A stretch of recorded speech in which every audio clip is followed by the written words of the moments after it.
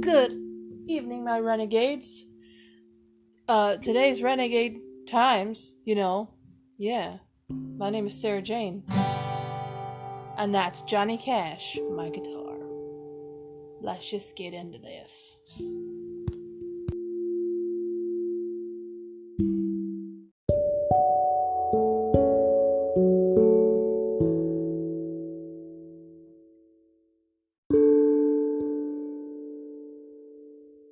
I used to say jump in the trenches with me. I need to start saying that again, man. Anyway, I dropped some merch today on Teespring, and it will be down in the description below. We have t-shirts, hoodies, notebooks, stickers, and mugs as well.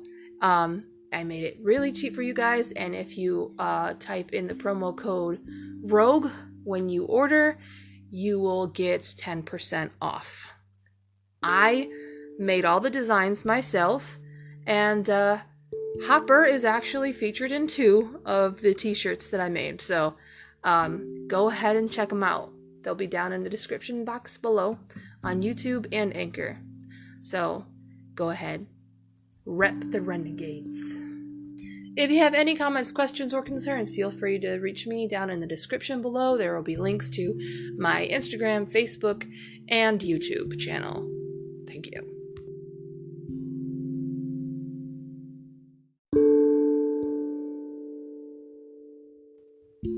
Let us jump into some nasty politics, shall we? Yeah?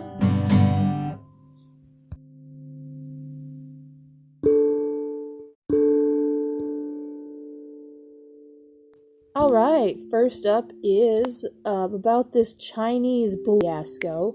This spy balloon stuff. Like, what is this about? Marco Rubio. I thought his name was Mark Rubio. Man, it's gonna be one of those days, isn't it? Let me put Johnny Cash away real quick. I don't even care. Usually I would edit this stuff out, but I'm not going to. Not today. Not today, Satan. Da, da, da, da, da. Uh-oh. Da, da, da, da. Da, da, da. Okay. Let me get focused. Senator Marco Rubio says China delivered a message embedded in sending a spy balloon to U.S. So,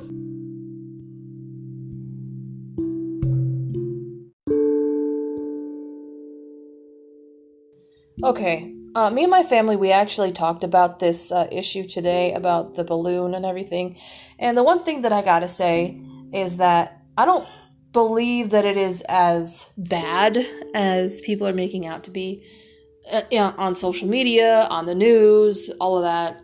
Just because I feel like China has made scarier stuff before this happened.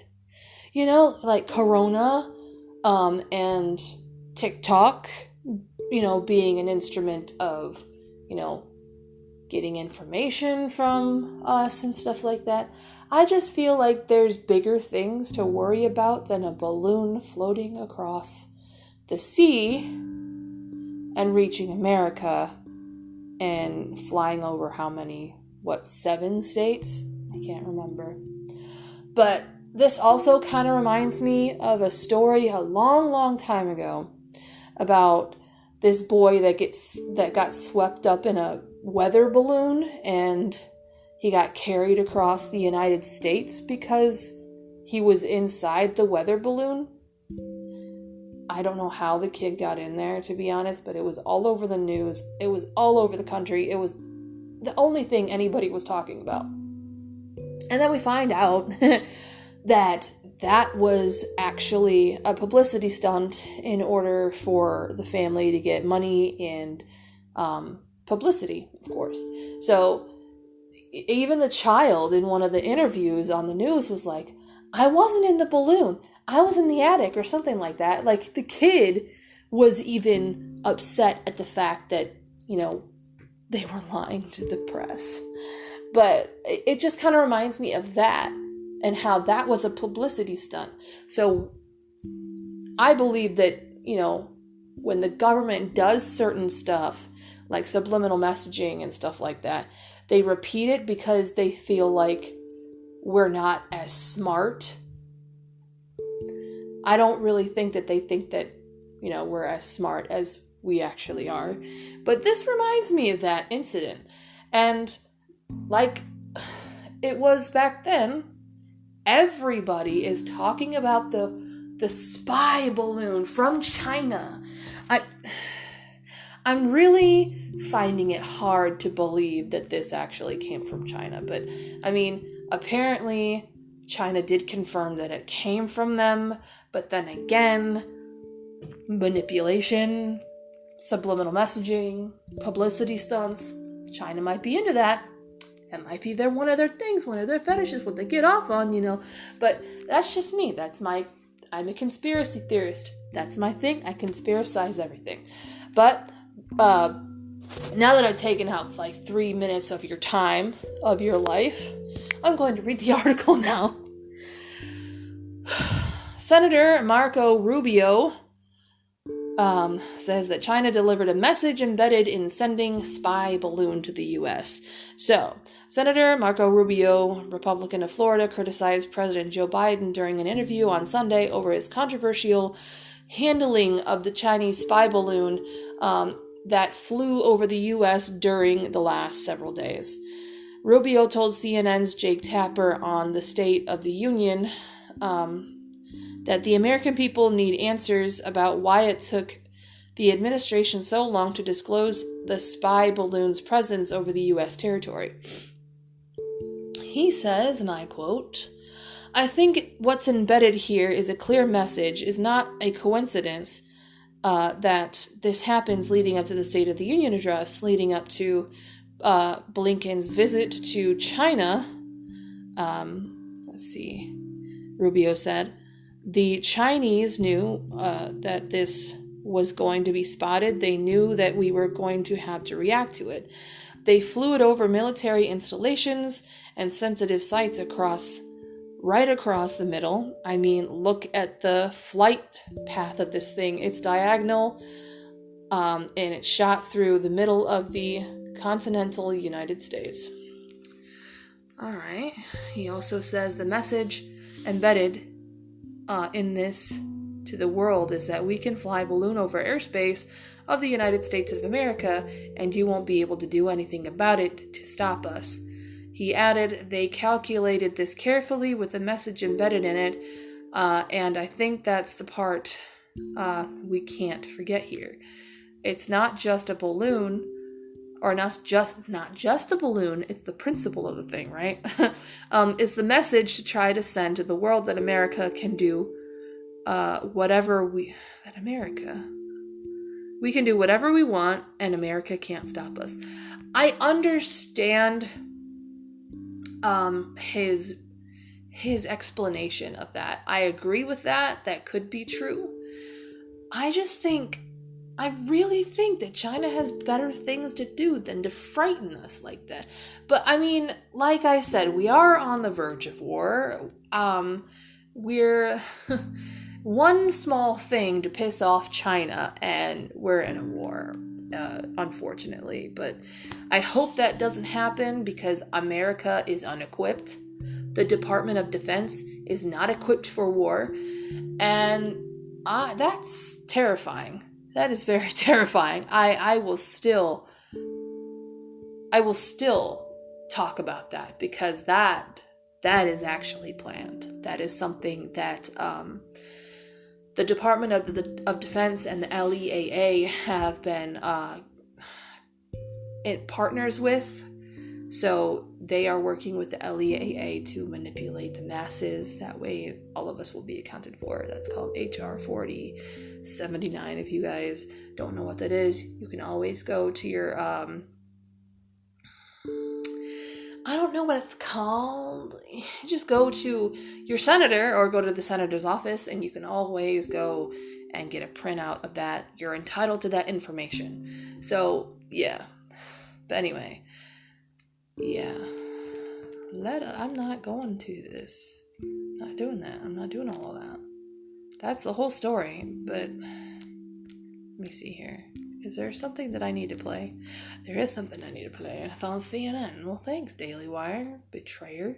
Joining us now is the Vice Chair of the Senate Intelligence Committee, Republican Senator Marco Rubio of Florida. Videos. Senator, thanks so much for joining us. So you have said that President Biden should have shot the balloon down earlier. The Defense Secretary, Lloyd Austin, said, quote, after careful analysis, U.S. military commanders had determined that downing the balloon while over land posed an undue risk to people across a wide area due to the size and altitude of the balloon and its surveillance payload. And as you heard, Secretary Buttigieg just a few minutes ago said that the debris field after the balloon was shot down was about 7 miles long. Should President Biden have ordered that it be shot down anyway, regardless of that risk? No, not regardless of the risk. First of all, they can track these things. I would hope you can track a slow-moving balloon that clearly is headed here, as you can see from its trajectory. I think that's one of the things we'll learn this week is how soon, how late into January did they already know that there was this high-altitude balloon and what its trajectory was and where it was headed, and why didn't they take action at that time? That's number one. I think the other thing that we need to know about it and understand is why did it take so long for them to disclose this to the American public? I don't think the trajectory of where this balloon was going was a mystery. I think pretty early on, they probably, because of the prevailing winds, because of the direction that it was headed, I think it was pretty clear that this thing was going to enter the Northwest in Montana, in Idaho, move its way down the Midwest, and exit the eastern seaboard just off the Carolinas. I mean, that's an unprecedented flight path. And why did it wait till Wednesday to notify, or Thursday to talk about it to the American people, knowing people were going to be seeing this thing? As Vice Chair of the Senate Intelligence Committee, do you know, has the U.S. recovered any parts of the Chinese spy balloon? And did the monitoring of the balloon during its journey, as far as you know, yield any worthwhile information for the U.S.? Well, we won't know that until we get into a secure setting this week in Washington, and probably most of that is something we won't be able to disclose in any great detail, other than to say this, and that is that, you know, they're going to try to recover this. Apparently it's in shallow waters. We'll see what they recover from it. But I don't think the technology or the existence of these things is a great mystery. I think what's embedded here is a clear message. It's not a coincidence that this happens leading up to the State of the Union address, leading up to Blinken's visit to China. The Chinese knew that this was going to be spotted. They knew that we were going to have to react to it. They flew it over military installations and sensitive sites right across the middle. I mean, look at the flight path of this thing. It's a diagonal shot right through the middle of the continental United States. And the message embedded in this to the world is we can fly a balloon over airspace of the United States of America, and they won't be able to do anything about it to stop us. They calculated this carefully with a message embedded in it, and I think that's the part we can't forget here. It's not just the balloon, it's the message they're trying to send the world that we can do whatever we want and America can't stop us. What information do you think the spy balloon might have gleaned as it traveled? I know it was over, the fears that it was over some U.S. military installations. I'm also wondering if infrastructure was probably part of the surveillance task it had. Well, again, it would be speculation other than to tell you that those things usually at that altitude and what they're doing is probably trying to collect on signals, on electronic information that's transiting that they can pick up on. There are various other means that they can do that as well. And that's why I go back to the whole point of the message. There are probably other ways that China could acquire whatever they acquired using this balloon. I may be wrong. There may be some unique attributes to it that I'm not aware of yet, but we'll learn more about this week. But I think more than anything else, beyond just the ability to collect information, it is the ability to send a clear message, and that is that we have the ability to do this, and America can't do anything about it. If they're not going to be able to stop a balloon from flying over U.S. airspace, how is America going to come to your aid if we invade Taiwan or take land from India or take islands from the Philippines and Japan? And I think the fact that they would do that leading up to State of the Union, leading up to what was then Blinken's scheduled visit, none of that is a coincidence. And we need to understand clearly there was messaging behind this. But so you think that, first of all, I guess there are two parts to a question I have following up on that. One is the Pentagon says that they know of the Chinese doing this at least 4 other times previously, once at the beginning of the Biden administration, 3 times during the Trump administration. It seems to be you're saying no, that's not true. But in any case, what's the difference? I'm saying. Okay, well, the difference is this. Are we aware? Have we seen the Chinese fly these balloons in the past? Yes. I think there's even Twitter pictures of it flying at one point off the coast of the U.S. Down south somewhere.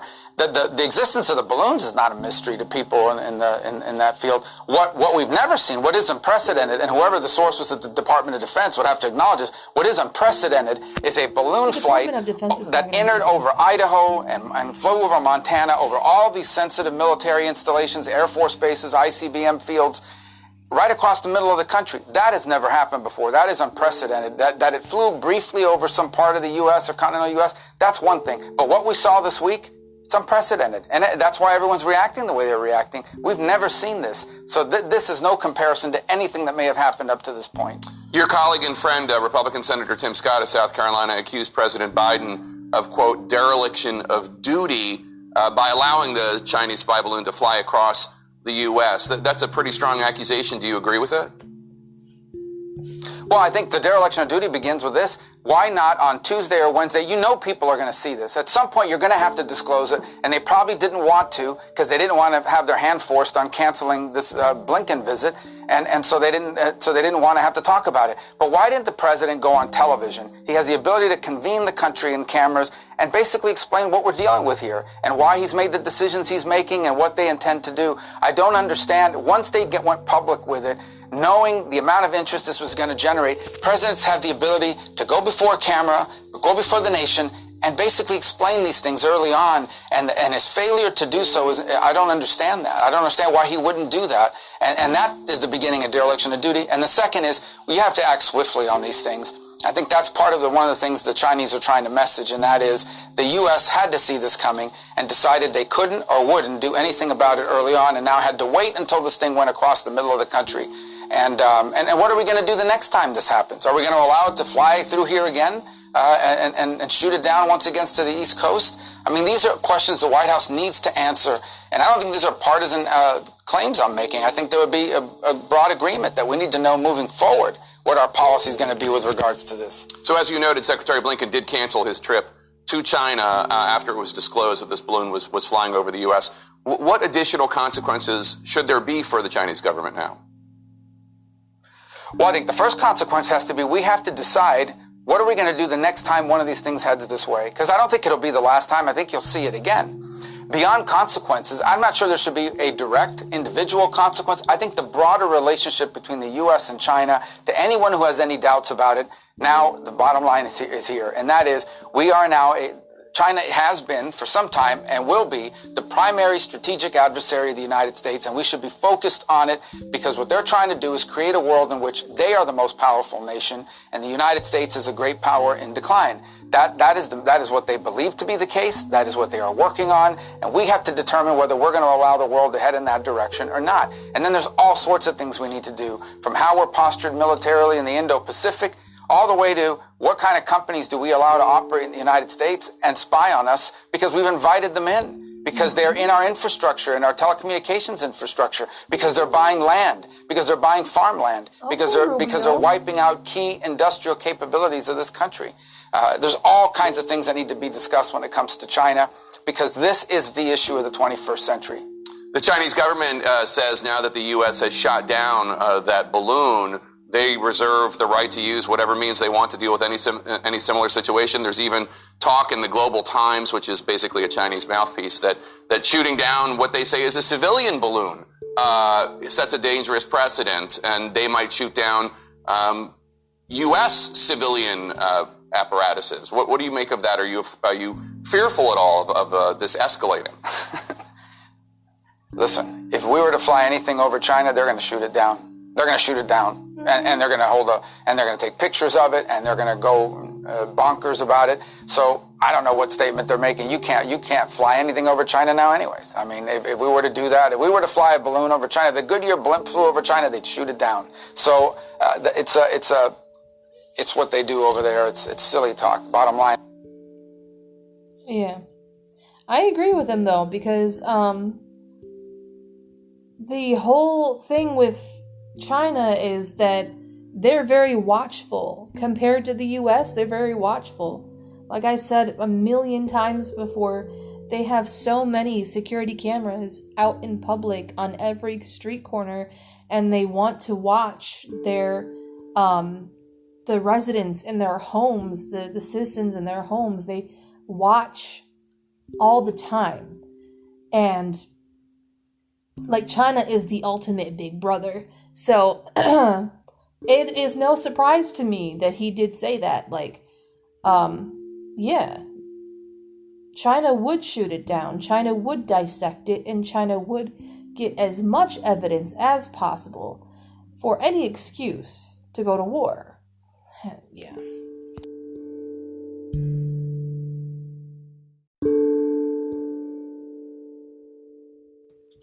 Okay, next up is DeSantis administration moves to punish Florida venue that hosted sexually explicit drag show open to kids. How many times do I have to say this, guys? Leave kids out of your sexuality, out of your gender confusion. Please. Kids need to stay kids. Kids need to stay innocent. They don't need to be tourists in your circus. I'm not sorry that I frickin' said that. The administration, Governor Ron DeSantis, Republican of Florida, moved to revoke the liquor license of a Florida venue that hosted a sexually explicit drag show that was open to children, according to a complaint filed Friday. Orlando Philharmonic Plaza Foundation, a performance art center, had hosted a performance of a drag queen Christmas on December 28th, an event which was advertised as being open to all ages. Oh my God. Despite warnings of the state of Florida about restricting attendance if the performance was sexually explicit. All right. After the show, Florida Department of Business and Professional Regulation filed an administrative complaint to revoke the venue's liquor license after determining that the performance was explicit and there were children present. Yep, Governor DeSantis stands to protect the innocence of children. Thank you, DeSantis. And the governor always follows through when he says he will do something. I like this guy. DeSantis Press Secretary Brian Griffin. Really? Brian Griffin from Family Guy. Yo. DeSantis Press Secretary Brian Griffin said in a statement to Florida's Voice News, the complaint said the theater promoted the show using targeted Christmas-themed promotional materials that did not provide notice as the sexually explicit nature of the show's performance or other content. Of course not.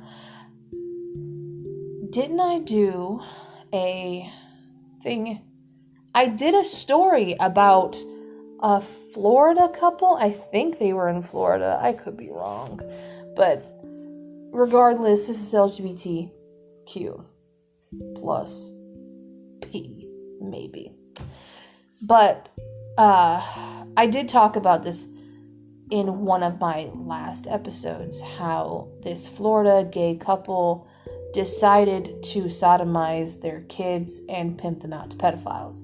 So I am very surprised that the toxic part of the LGBTQ has the nerve to keep doing stuff like this and exploiting children and victimizing children. I mean, I shouldn't be surprised, and technically I'm not, but it's like, really, bro? You gonna keep doing this?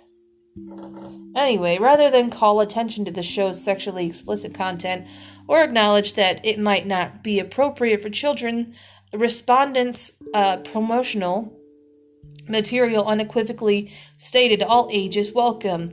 The complaint continues. Let's see. According to the officials, the show's explicit content included exposing prosthetic breasts and female genitalia, exposing the buttocks, performers, simulated masturbation, and sexually explicit children's Christmas songs like "Screwed Off the Red-Nippled Reindeer." Jesus Christ. Oh my God. Why? listen, I know that I have no filter, and a lot of the time I say things at the top of my head, and I am unapologetic for it. And to be honest, there's no real excuse for why I am the way I am. I'm just me. But just reading the title of that song reminds me that I'm not the worst person out there saying the stupidest shit that's on the top of my head. Screwed off the red-nippled reindeer.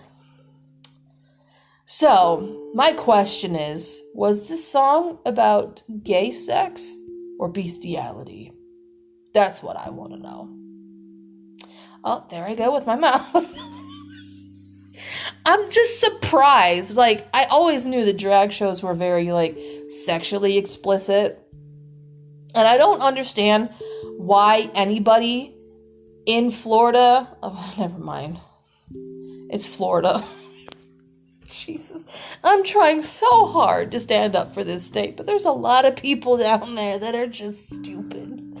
I have read stories of people throwing a crocodile or an alligator, whatever they have down there. They just threw a reptile through a drive-through window because they were angry that somebody got their order wrong. I mean, why, Florida? I mean, so I guess, no, it does not surprise me that people took their kids to this, but common knowledge would suggest that you don't put your kids in a drag show. You don't put them in a place where they can see a drag show because it's automatically gonna be sexually explicit. Yeah. But of course, it's wokeness, people. I have declared war on woke folk, and y'all are stupid as hell. The complaint said that the performance violated several Florida statutes, leading the agency to move and revoke the liquor license. The complaint follows an investigation by Florida into several drag performances, including one in Fort Lauderdale. Fort Lauderdale. There's no hope for Fort Lauderdale. Republicans in other states have also moved to prohibit children from being exposed to sexually explicit drag shows. They're always going to be sexually explicit. I've never been to a drag show, nor will I want to. I just feel it's ridiculous for a man to actually go up there and dress like a woman. It is literally demeaning to the male gender for another man to just go out there and parade in a dress, flash everybody. It's just not the lifestyle that I support, and it's not the type of hobby that I would want any of my loved ones to be a part of. I would still love them, of course, but the thing is that it's just not me, okay? I don't support stuff like that. Especially when you bring your kid to a damn drag show thinking it's not going to be sexually explicit. What the hell? Anyway, a bill intended to prevent children from attending such performances advanced in the Tennessee State Senate. The proposal was introduced by Republican State Senator Jack Johnson, and who told the Daily Wire in December that he is cautiously optimistic that it would pass. Yeah, unfortunately, when you make a rule, people are going to break it. Just saying. I think we would all agree that some of the video we have seen recently of some of these drag shows that were quote unquote family friendly were anything but that. And if I attended one of these with my kids, I would have been mortified, and I would have wanted someone to be prosecuted for engaging in that kind of entertainment in front of my kids, Johnson said. I agree, but it should automatically be known that drag queen shows, drag shows, are going to be sexually explicit. Have we lost our common sense?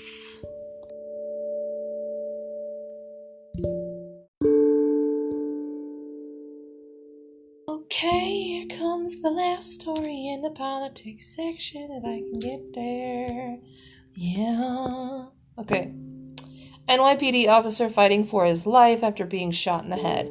An off-duty New York City police officer is in critical condition after being shot in the head during a robbery attempt Saturday evening, according to authorities. The officer, identified as 26-year-old and 5-year veteran of the New York Police Department, traveled with a relative to Ruby Street in Brooklyn to purchase a vehicle in a transaction arranged on social media. Officials said during a Saturday night news conference. Okay. Upon arrival, the suspect pulled out a gun and announced a robbery, leading to an exchange of gunfire in which the officer was struck, said Michael Baldacino, Assistant Chief of the NYPD Detective Bureau. NYPD Commissioner Kishant Soul, I think that's how you say that name, said the officer was transported to Brookdale Hospital in critical condition. Please keep this officer in your prayers. He is currently fighting for his life, Soul said. Police asked the public for assistance in finding the suspect, who Baldacino said fled from the scene of the shooting.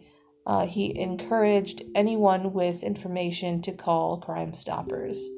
Baldacino also said police had no reason to believe the suspect knew the target of the attempted robbery was an off-duty officer, but he stressed the shooting remained under investigation.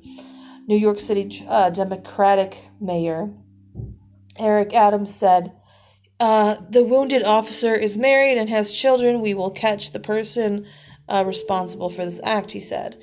The relative who accompanied the off-duty officer is not injured, police said, per the New York Daily News.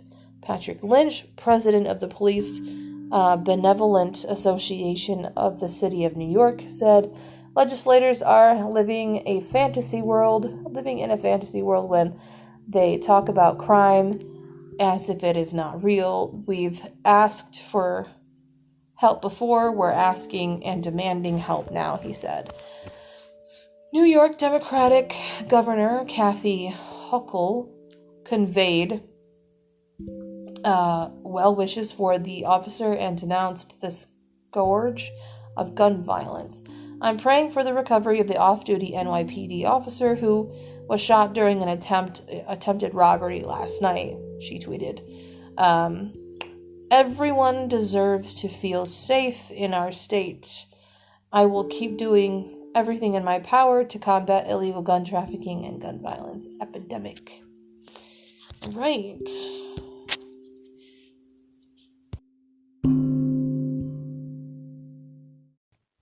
It's time to take a break.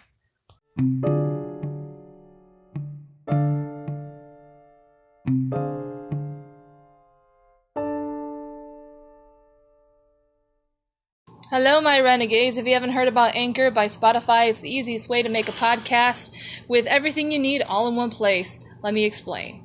Anchor has tools that allow you to record and edit your podcast right from your phone and computer, and when hosting on Anchor, you can distribute your podcast on listening platforms like Spotify, Apple Podcasts, and many more. It's everything you need to make a podcast in one place. And best of all, Anchor is totally free. Download your Anchor app or go to anchor.fm to get started. It's a lot of fun, so come join us.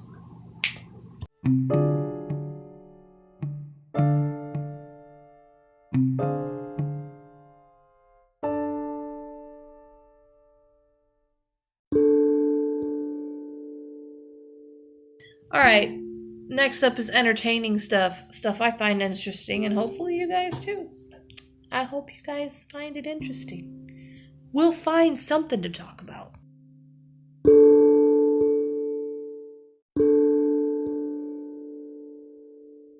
Listen, can I just say something? Listen.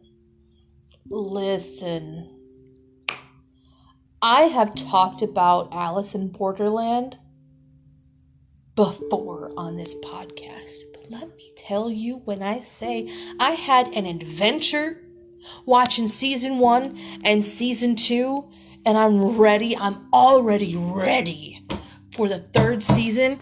Jesus Christ, I need it now. I have never been so engrossed, like so enamored with a show.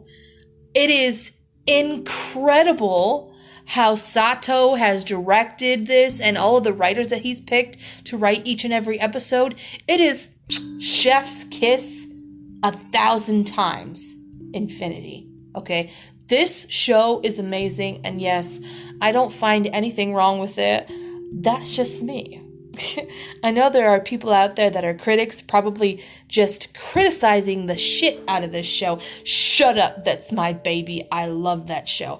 Anyways, if you guys don't know what if you guys don't know what Alice in Borderlands is, it's on Netflix, and it is a Japanese show. It has been dubbed in English for the Netflix here in America. I know you can get like languages, other languages as well, but I absolutely love this show. The last episode of this 2nd season made me cry, and it made me so angry at the same time. My emotions were everywhere. But basically the show centers around this guy named Arisu. And Arisu doesn't really have a purpose in his life. Now I don't want to assume anything about the Japanese culture, but when it comes to the culture in the show, his family is very hard on him because he doesn't have a job. He doesn't have a good paying job. He just likes to sit and, play video games all day. And he blocks everything out. And he has 2 really good friends that are on the same level as him, and they end up getting abducted somehow. And they get put in this replica, city of Tokyo. And they have to survive on their own by doing all of these crazy games that, are facilitated for them, organized for them. And people die, of course. There's so many people that die in that show. My heart hurts. Oh my god. It's not okay. But basically, it's like the Hunger Games, but so much better. So much more bloodier. Like, if you like blood, if you like people being ripped apart, if you like to see that, which, for me, I have a certain taste for that. I don't even like saying that. That sounded weird. But when it comes to violence in movies and shows, for me, it's either all out or it has to be G-rated. Alice in Borderland is definitely just R-rated. It is very all-out violence. And for some reason, I'm okay with it. A lot of the time, when it comes to seeing blood, I'm like, I don't want this. I don't like this. I think it's because, if it's a true story, then I get really freaked out. But if it's not, I'm pretty cool with it. But the whole show is just beautiful. I love the show. And if you guys start watching it, which I recommend you highly to do, I want to challenge you, okay, to find the Queen of Hearts, to find Alice, to find the Cheshire Cat, because there are people in the show that are actually modeled off of these characters from Alice in Wonderland. And I want you to figure out who's the Cheshire Cat, Alice, and the King and the Queen of Hearts, because you'll just find similarities to it. And I am just so happy. I'm happy, but I'm sad. But okay, I can't really tell you much else because basically the whole game is where you have to collect every card in every suit. Like all the 52 cards have to be played. So every card has a different theme. So like if it's the 2 of clubs, then that's the level, like that's level 2. But the clubs is actually like group. Diamonds is like life or death situations. What's another one? The hearts one, which is the scariest one. It's where they mess with your heart. They pull on your heartstrings. And that one hurt me when I saw Arisu play the 7 of hearts. Because, oh my god, and they're all picked randomly. There's no like progression. There's not like one, like level 1, 2, or 3. It's like level 1, like ace of spades. And then it's like level 7 of hearts. And it's picked randomly, and you have to be like really prepared for what's about to happen. But there is one card that has not been played.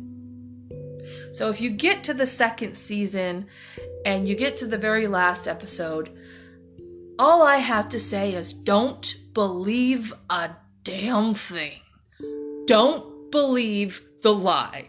Don't believe it. I'm telling you, don't believe it, because I have been dragged along like a dang rag doll thinking they're about to leave this place. They're about to go back home to their families. Everybody who died in the game is about to be put back to life and put back to their old life. Ooh! Don't believe the lie, people. Don't believe the lie. Oh, it broke my heart. Oh, it hurt. It hurt my heart so bad. Because you really feel like you're in the adventure with them, and I might actually just rewatch 1 and 2 just for fun. Like, I cannot tell you how much I love this show. Absolutely 10 out of 10. If I could give it any more, I would just give it infinity, because it's just amazing. It blew my mind many times, and I love that. I love a show or a movie that just blows my mind and fucks with it, scrambles it, and puts it back in my head. But if you guys have seen it, my favorite character is Chishiya. And I'm so sad what happens to him. I really am very sad. But that is one of my favorite characters, because he's like a sleuth at every single game. You think he's not gonna fail, and it's like, oh my god, why did this happen to him? Oh, I wish I could tell you more, but I'm gonna stop talking. I'm actually going to talk about The Chosen now, because I went out and saw the last 2 episodes in theaters, and it is number 2 in the entire world for one of the most favorite shows out there. And I am so proud of Dallas Jenkins with him like doing this whole thing. He created the app where you watch the show all by himself. He created the show, the sets, and everything by himself. It has been filmed in Texas and in Israel simultaneously, and I cannot tell you how happy I am that there is a modern take on the story of Jesus Christ. And I know that there are so many people out there that have controversial views about what's going on in the show. And the thing is that just because it's the Bible doesn't mean that you can't take creative liberty on things. Because as much as detailed as the Bible is, there are things left out in history. So we have to go back in history and find these people that have been explained in the Bible to get more information. So that's what Dallas Jenkins does. He doesn't just rely on the Bible to tell the story of Jesus, but he's also looking into history and finding and navigating his way through history in order to tell the story as accurately as he can. And when he's able to fill in the spots. He does it so beautifully. I think he does it so respectfully as well, and so creatively. The whole story is about Jesus and his life on earth, and I cannot explain how stunning this show is. I would say that if you want to start watching this, you won't regret it. I know a lot of people have a lot of like sour opinions and like very negative emotions about the Bible and about church and about Christianity. I would definitely tell you that this is not going to rub you the wrong way, especially if you don't like religion, because I love the fact that Dallas Jenkins has created this show. And when the show started out, the first season came out on the app that he created. And I love this because he was so considerate of people who couldn't buy the episodes because he needed funding in order to create the episodes and make sure that everything was paid for, and he was, able to tie all the knots, all the loose ends. But the way he created the app, the Chosen app, you can get it on the Play Store, and I'm sure you can get it on not the iTunes, but the App Store for iPhone. But the way he made it was, you get to watch as many episodes as you want, but those episodes are free to you. But the donors who donate money to Dallas Jenkins in order to create this masterpiece, they're actually buying the episodes for you, and you get to see who donated it to you on screen. And it's a pay it forward type of deal. So someone pays forward the favor, and it's like they're blessing you as you watch it. And he's a genius. He's a genius. I am so happy that this has come out. One of these days, Rogue Radio is going to be, I don't want to say famous because I hate that word, but it's going to be well known to the point where I'll be able to have the connections to interview Dallas Jenkins. I speak that favor over me. And I just, because I love this show is just so beautiful. The way they talk about how Peter, his wife miscarries his first child, and how they have to go through that emotionally. It makes the disciples more relatable when they start going through real life problems, which is something that we don't get when we read the Bible. And I love that he has written it that way, because I believe that we shouldn't see Jesus as just a deity. We all know that Jesus is the Son of God. We all know that by going to Sunday school. We all know that Jesus loves us and everything like that. But you don't actually see the hardships that Jesus goes through that are explained in this show. You don't get to see the hardship and the persecution that John the Baptist has to go through in jail. But you get to see that on screen. You don't get to see the emotional turmoil and the conflict that Peter has, saying, I love following Jesus and I love doing this. I know he's the Son of God, but my wife needs me at home too. How am I supposed to do both? I just lost my child. My wife lost her child while I was out being and traveling with Jesus. She feels terrible at the fact that she lost her child. She feels like it's her fault. You get to see every aspect of every single disciple. We see that Matthew is very meticulous, like he's OCD-ish, like he's the tax collector, so he's really good with numbers, he's really good with math, but his social skills are zero. We get to see that. We get to see the difference between the two women, Mary Magdalene and another woman who was Ethiopian and a Gentile at the time. And you get to see the differences, the cultural differences between Mary Magdalene being a saved woman, a born-again Christian, a born-again Jew. And you get to see the conflict between her and this Ethiopian Gentile and how they end up clashing culturally. And it's beautiful. You get to see the sectarian soldier who has faith that Jesus will heal his son, or his his servant's son, which is basically his son. But we get to see the dwindling of his faith in his polytheistic religion, in his Roman culture.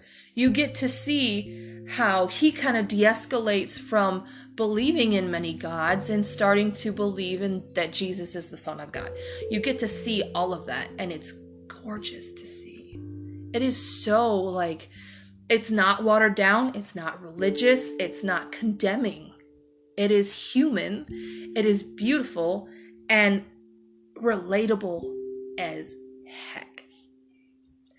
I love this show very much, and at some point I am going to have to watch it myself, by myself. That way I can just soak it all in again. Because when I say I went in the theater wanting to be entertained, but I came out humbled spiritually, I mean it. I mean it, because one of the last episodes is of season 2, I think. Is it season 2? Whatever. We get to see Peter, or Simon at this time, but I always call him Peter. But we get to see Peter seeing Jesus walk on the water. And we get to see the argument that he has with Jesus, saying, you get to do all of these miracles for everybody else, but you didn't get to perform a miracle when my wife lost her child while I was with you, serving you. And he goes through so much emotion as he's arguing during this storm, this huge storm with crashing waves and everything. Rain is pouring down. The other disciples get really panicky when he starts walking on the water, and he almost drowns when he loses faith.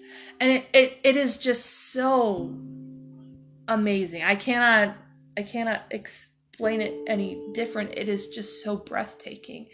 And you get to see how vulnerable Peter is, because Peter has always been Jesus's right-hand man throughout this whole show.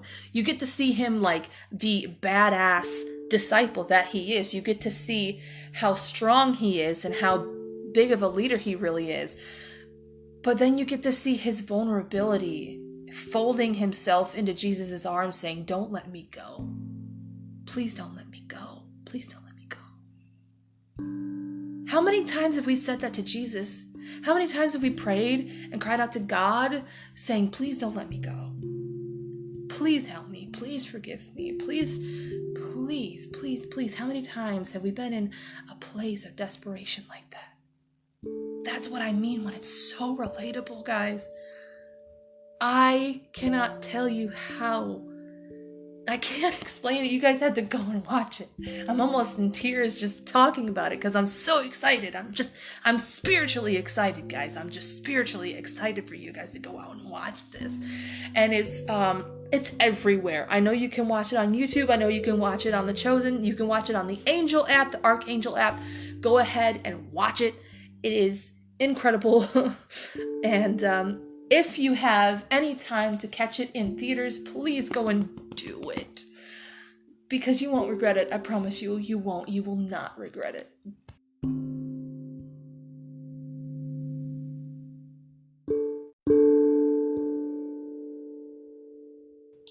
So, technically, this should be in world news, but I've always wanted to know what's up with the Blarney Stone and why everyone wants to kiss it.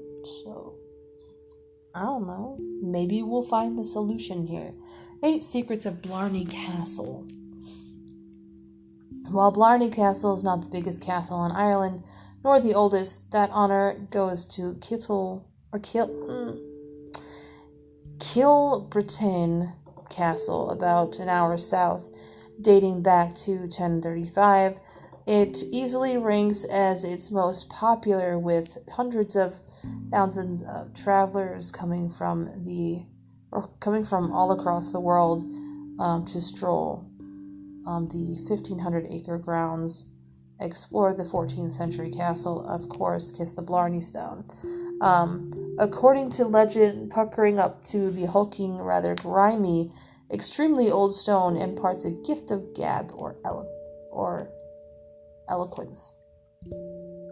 Oh, maybe I need to kiss it, because then maybe I won't stutter whenever I read. But that's not the only interesting thing about this enchanting site. Okay, cool. The castle came for the word. Okay. The word Blarney has made its way into Oxford English Dictionary back in the 1700s, based on the legend attached to the stone. The editors gave the meaning as talk, which aims to charm, flatter, or persuade, often considered typical of Irish people, as in it took all my Irish Blarney to keep us out of court. What? All right. Don't leave without seeing the murder room. Oh, Jesus, no, I don't want to see the murder room. I'm cool. I'm cool. When it comes to real life, like murder mysteries, I'm out. Bye. Anyone who watches Game of Thrones understands that the life in the 1300s is no picnic, and Blarney Castle was no exception. A murder room located just above the castle's main entrance proved crucial in warding off potential intruders. Anytime an unwanted visitor showed up, a sentry would drop rocks, hot oil, or whatever weapons they could get their hands on through a square hole in the floor. Wait, how did you throw... Okay. Well, y'all know that's haunted. Scientists only just figured out where the stone came from. For years, rumors swirled around the stone's origin. Did it come from the same rock as Stonehenge? Was it related to the Stone of Scone, the coronation stone used by early Scottish and English kings in 2014? Geologists confirmed that the stone was sourced from 330 million year old limestone, and that it couldn't have come from England. Molecular samples proved the rock was actually native to southern Ireland. Okay. I still need to know, the full story. But, okay. Cormac McCarthy was the first person to kiss the stone. Okay. Not the famous author. In 1314, the stone was gifted to the castle then owner, King McCormac McCarthy, as a thank you for King Robert the Bruce of Scotland for providing the military help that led to winning the Battle of Bannockburn. That's how you say it, I think. Okay, according to legend, Why we gotta talk about witches, man? According to legend, a witch who lived in the nearby Druid Rock garden told the king that the stone would bestow special gifts of eloquence upon anyone who kissed it, so he did, and the tradition has continued ever since. See, now I don't want to kiss it. Never mind. No. Nope. There's another legend out there. According to historians, the Blarney Stone didn't get its mojo from a witch at all, but from Queen Elizabeth I. Still think that she's a witch, but Anyway, as the story goes, the English queen was eager to capture Blarney Castle for herself, but every time her troops showed up to storm the ramparts, smooth-talking Dermot McCarthy, a descendant of Cormac, managed to talk them out of it. After multiple failed attempts, Elizabeth I dismissed the fiasco as Blarney, and the name stuck. Kissing the stone isn't as easy as it sounds. No. You have to bend over backwards and hold on to these handles, that way you don't fall. And then also somebody has to make sure that you don't fall in the hole. But rather inconveniently, the Blarney Stone was built in the east wall of the battlement, 85 feet off the ground. To reach it, you'll have to climb 128 narrow stone steps. Once you've gotten to the top, you've waited your turn and steady yourself for the most awkward smooches of your life, laying down on your back. A docent will an assistant will assist you to grip a set of iron bars, tilt your head backward, and deliver an upside-down kiss. It's the only way. There's more to see beyond the castle. Awesome. What Irish estate could be complete without beautiful gardens? From arbitrums with rare trees and mystical Druid rock formations with names like the Witch's Kitchen. Stop it with the witches, bro. I don't like this. I don't like it. That's all I gotta say, man. And the wishing steps. The gardens of the Blarney Castle spin a tale as unique as the stone itself. Stop by Bog Garden, where a trio of 600-year-old yew trees sits alongside a gently trickling waterfall. Or in early spring, be lulled by the sound of rustling leaves along the estate's twin lime tree avenues. There's a poison garden, y'all. Visitors would do well to heed a sign posted at the entrance of the poison garden, which warns, "Do not touch, smell, or eat any plant." See, my dumbass would probably be in trouble just because when I see a plant that's pretty, I don't know, I'm pretty sure that there's beautiful poison plants out there, but I'm just gonna be like, "Ooh, what does it smell like?" Oh shit, Matt, nope. I'm not gonna, for me personally, it would not work out. But opened in 2010, the highly researched collection of over 70 flora contains such toxic shrubs as henbane, hemlock, wormwood, and unexpectedly cannabis. Well, though the enclosure, which keeps the deadliest specimens locked in black iron cages, occupies just a tiny fraction of the wider grounds, it's easily the site's most popular attraction.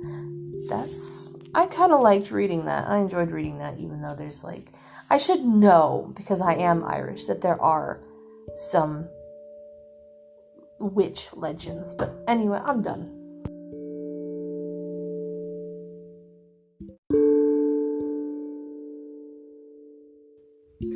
Yo, you know what I learned? It wasn't too long ago, actually.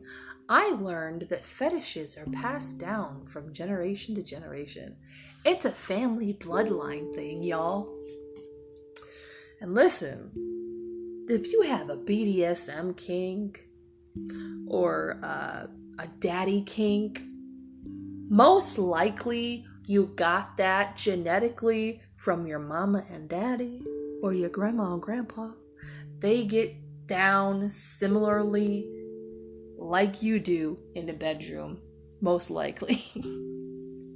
And to me, that is very disturbing, and I want y'all to be disturbed too. You're welcome. But this next article I'm going to read is the 20 bizarre sexual fetishes you never knew existed. So, you guys know that I love psychology. Sex is also psychological. It's not just something physical. It's emotional, physical, spiritual, and mental. All of it combines into one experience. And some people get off on certain things, and that's when sexual attraction becomes psychological, because you have fantasies and you have daydreams of certain things, and that all does genetically, generationally, you do get it passed down, most likely, but a lot of it is psychological, because when you see somebody attractive, you feel a certain way. Of course, I don't really have to explain the science behind that, but it is very psychological. Everybody's had that sexual kink. Everyone has their own thing, and I don't believe there's anybody out there that actually doesn't have a fetish. And if you say that you don't, you're a liar. Everybody has their thing. Everybody has a certain thing that they like, whether it be small or really big. So we're gonna talk about this. Okay. Agamalmatophilia is the attraction to inanimate objects. So this is something that TLC has decided to pick up. And I've seen people actually make out with their car, make out with a chandelier, make out with a piece of the Golden State Bridge, or even have sexual attraction to a carnival ride. So this is actually a thing, and like I said, this is mental as well as physical. So, like statues, dolls, and mannequins, I don't blame them. Some mannequins are pretty damn hot. No, they're not. Good God. Especially Kim Cattrall, who is now more plastic than person. Ha ha. Macrophiliacs get off on giant things. So, yep, there is a giant fetish out there. There's actual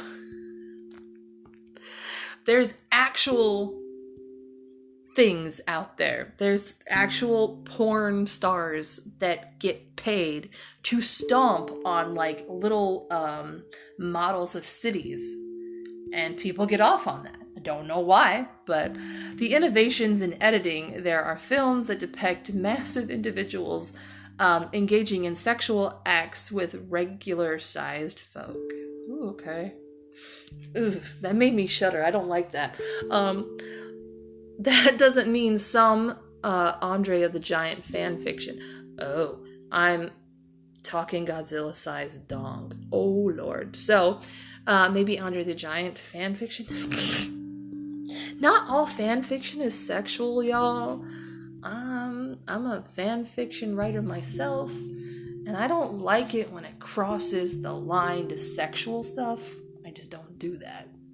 But sextrophiliacs are riled up by ghosts. Now that is a mental illness, y'all. You get sexually attracted by ghosts. Now, I told you that sex is spiritual, and this is actually a good segue to that. So, sex is spiritual. When two people connect, literally, physically, their spirits intertwine. Their spirits connect, and hi, honey. What's up?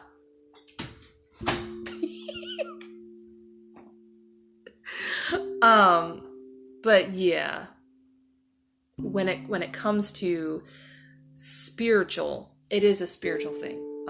That's why it says in the Bible, biblically, it is a act of worship within marriage. So, and the reason behind that is because, like I said, fetishes are generational. So are familiar spirits. So when someone that you find that later on that you have decided not to marry, but you've decided to have sex during that relationship, you have had sex with the other people that they have had sex with before you. And it goes on and on and on and on and on. And with that, it does spiritually take a toll on someone's soul and spirit. So that's how I believe spiritually we get mental illness. That's how I believe we get certain things. And I know not a lot of people will agree with that. That's fine.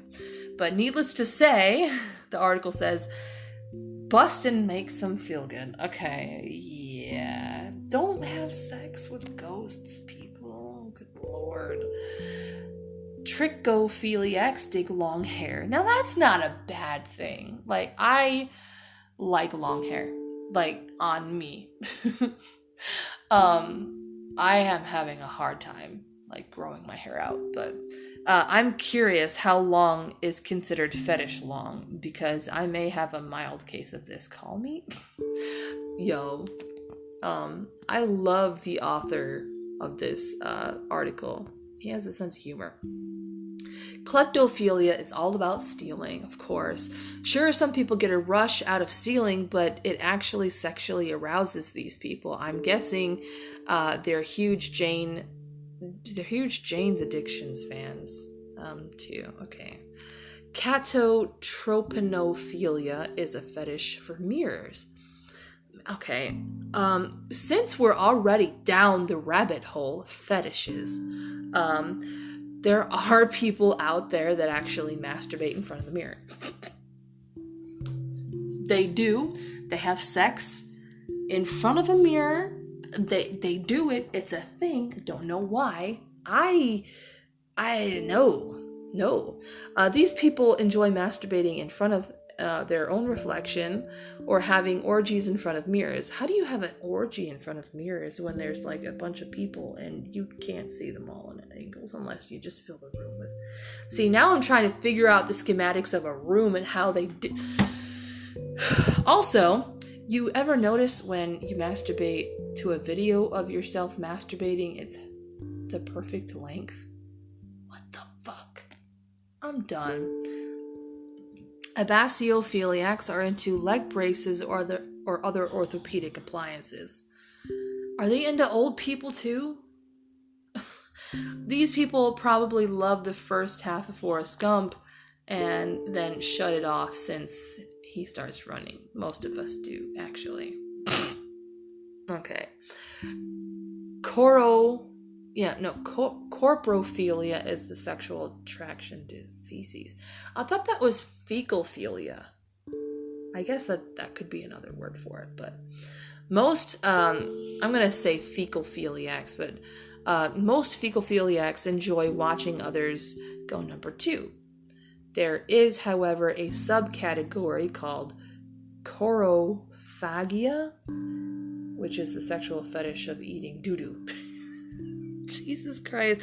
2 girls, 1 cup makes so much sense now. Wait, no it doesn't. Of course not. Man, back in the day when that came out, I think I was like a sophomore in high school, and everybody was talking about it like, yo, have you seen 2 girls, 1 cup? Oh my god, it's gross, but it's hilarious, and all this other stuff. Like, the trends back then, like the things that we saw back then, like, I don't like it.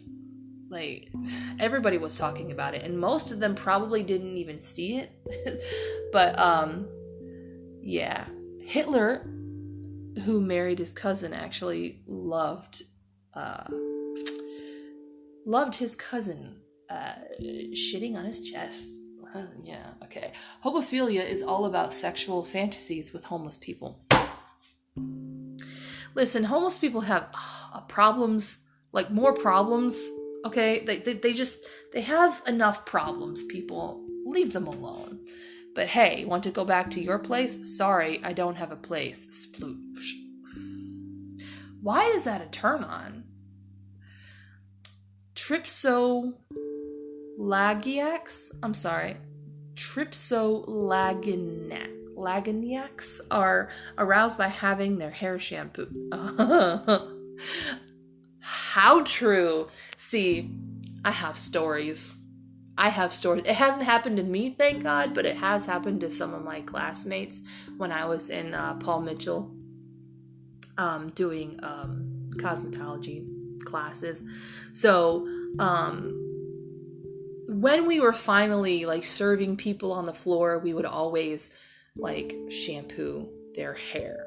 Of course, like that's a staple. That's something that you have to do. Sometimes they would get a wash and style, a haircut, any type of thing that they had, we had to shampoo them at the end and dry their hair and everything. So that was the whole process. So there are people out there that actually get turned on by us massaging their scalp, and some of them actually do ask us to go rougher. And sometimes they let out a little moan, and they don't necessarily mean it to be sexually. It's just something that feels good. Like how many people like their hair messed with and played with. Like that's kind of how it is with people who come in and want their hair massaged, and they get a little freaky. They do. And sometimes they just can't help it. Some people get aroused by massages. Literally, like if you hit a certain spot, they'll start orgasming. It happens. Like I said, sex is physical as well as all the other ones. But yeah. They are lucky because they can go get their hair washed at the nearest hairdresser. Exactly. And it is basically like visiting a rub-and-tug. Jesus. Axialism is the desire to have sex with someone's armpit. I don't get it. I don't get the attraction. It's hairy, it's smelly, it's sweaty. I mean, I guess at the right angle with enough imagination, perhaps some lube on a hot, sweaty day.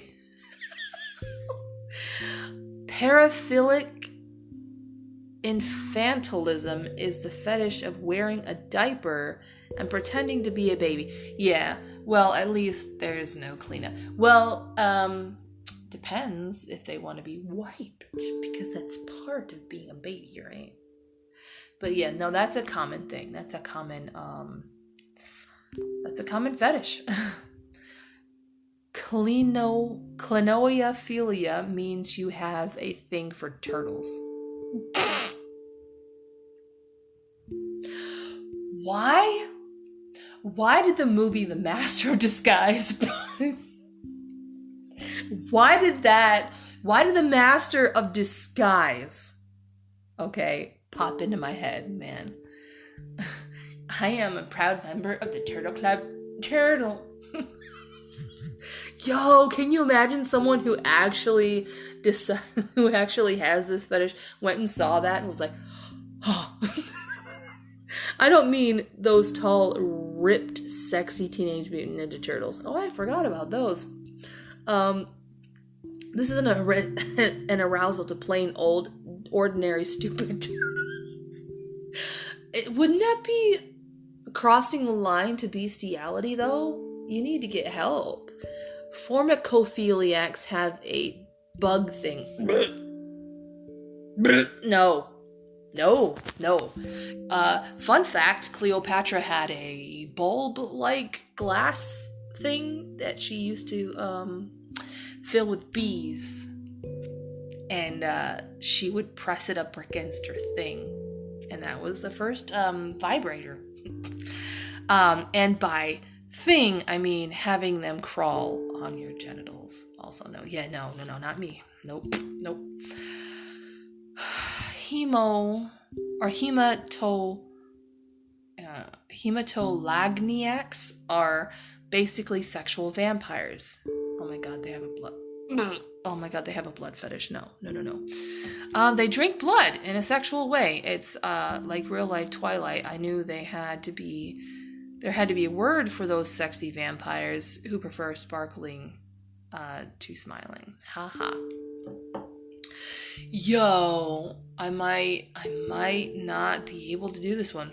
Ursasagomatophiliacs get Randy from teddy bears. Why? Well, technically that would be a furry fetish, wouldn't it? These are people who would toss aside Mila Kunis and Mark Wahlberg to get to Ted. They're also the only people who want to see Ted 2 twice. Claustrophilia is the sexual attraction to tight places. I can understand why some people want to have sex in a plane's bathroom, but I will now consciously avoid making a dirty joke involving tight places and move on. Haha, I already did. Climacophiliacs achieve sexual arousal from seeing someone fall downstairs. I laugh when someone falls down the stairs, and then I'll ask, are you okay? But yo, somebody just gets aroused when someone gets hurt. Now, that's abusive. The longer and the more painful the tumble, the hotter it is. Those are the absolute worst people to watch Looney Tunes with. Oh no. Mysophilia is when rotting flesh turns someone on. Oh no. Oh no. Nope, that's necrophilia. I don't care how you spin it. That's necrophilia. Basically, The Walking Dead is like a climax. So,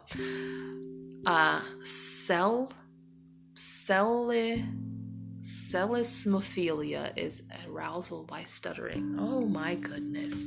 I can understand why the listens on my Anchor are so high now. High!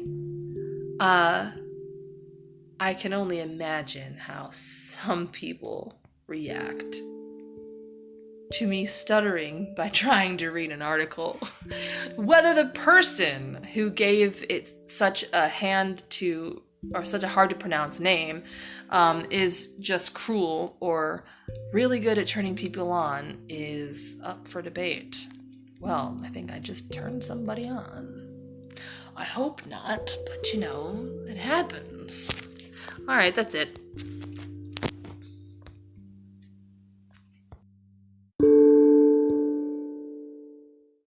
Thank you all so much for listening. I will see you in the trenches next time.